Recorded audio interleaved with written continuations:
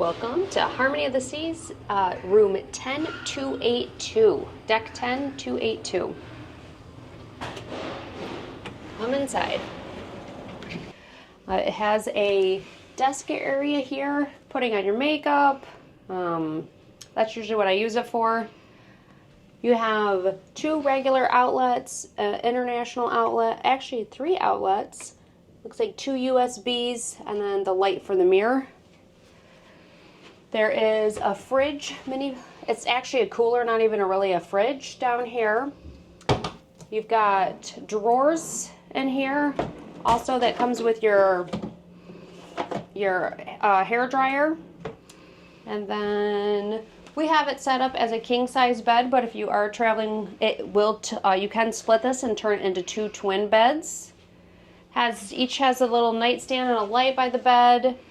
There is 1 outlet on the side of the bed. Right now we're in the port of Galveston, so it is noisy out there, but it does come with 2 chairs. Nice little footrest, you can lean the chairs back. Here's the balcony. Closets on each side of the couch area. This side has shelving with the safe, a couple drawers at the bottom. This side is all just hanging,